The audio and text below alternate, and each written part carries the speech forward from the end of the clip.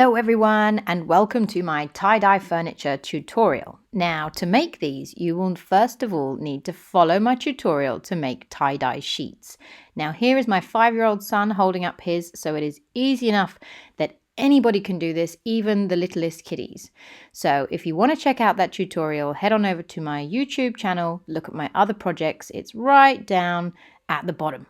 So here we are with these two chairs. Now, one of them you can see has been already painted in some basic colors. I was going to turn this into a Mexican chair like so many of my other chairs in the house, but I decided to leave it with this half finished paint and just go ahead and tie-dye over it. Now, the wooden chair, I did a sample. You can see my husband in the background coming and going. So I did a sample on the wooden chair as well. So that you could see whether or not that works, just putting it straight onto wood. But that one was a little bit of a fail. You can see the brown of the chair coming through it when it dries. So I decided to scrap that and I will paint that one first. So back to the successful chair. What I'm doing here is using these little tie-dye sheets which I've prepared already. Now, as I mentioned earlier, you can check out how to make those on my tutorial that's also on YouTube. Now, they're really straightforward to make. They're actually just made using either paper napkins that you would use at like a party or something, plain white ones, or just kitchen roll that you would have to wipe up spills and messes in the kitchen. Now, these are really pliable because they are super thin, so they will wrap around anything. Now, as they are made of 2-ply, these tissues, as you start to paste the Mod Podge over the furniture and then lay the kitchen towel tie-dyed sheets over them, you will notice that the top layer starts to peel off.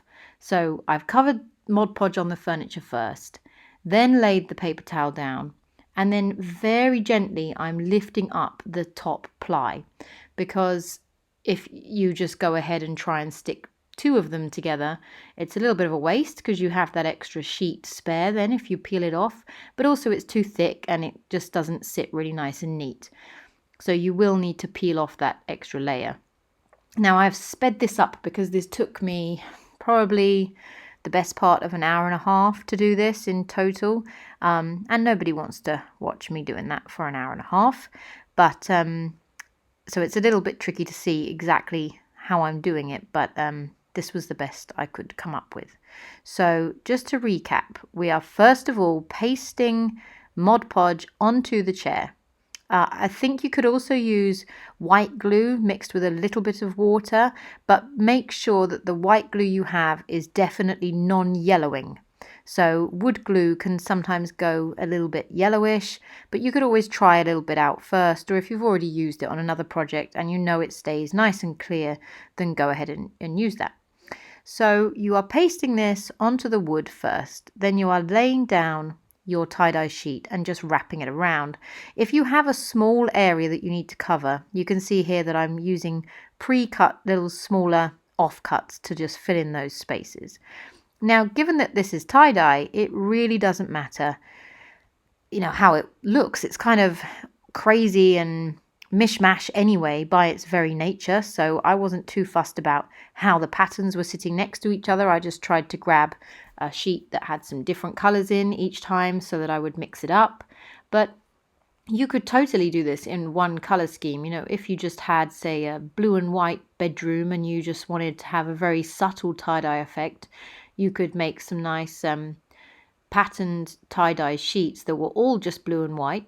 You could even use the same pattern throughout. I mean, here, each of these tie-dye sheets has been made in a completely unique and different way. You'll see some of them are like a bullseye and some of them are more stripy.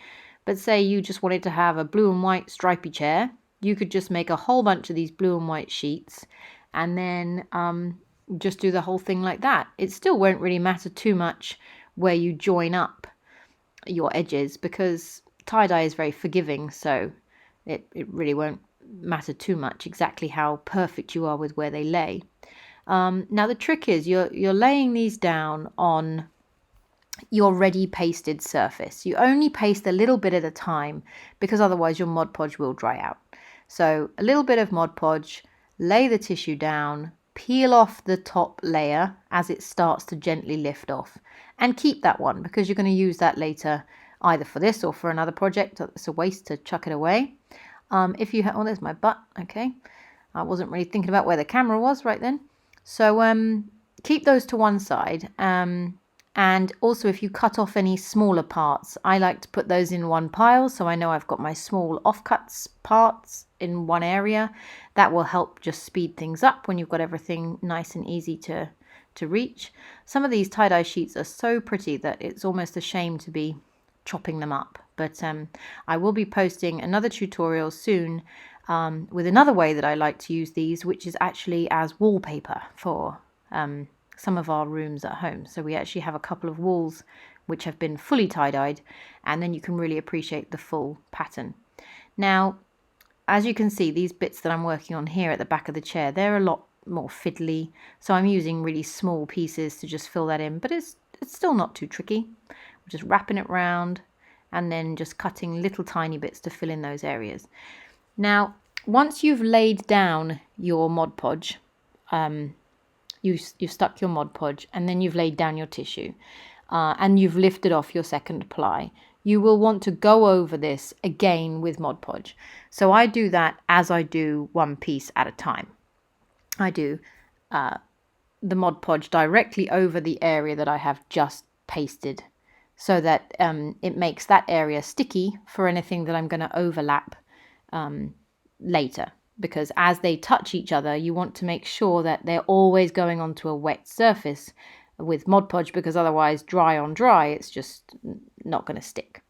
So that also gives a nice sheen to the finished result. So you can have high gloss Mod Podge or just a satin finish, or you could even finish this off with a coat of clear varnish. Just test that first in a small area if you're going to use varnish, because if it's particularly potent, it might ruin some of your colours. So this is the finished chair. I just upholstered the cushion in a really plain fabric. This was just a shabby old chair that was being thrown out or given away by someone.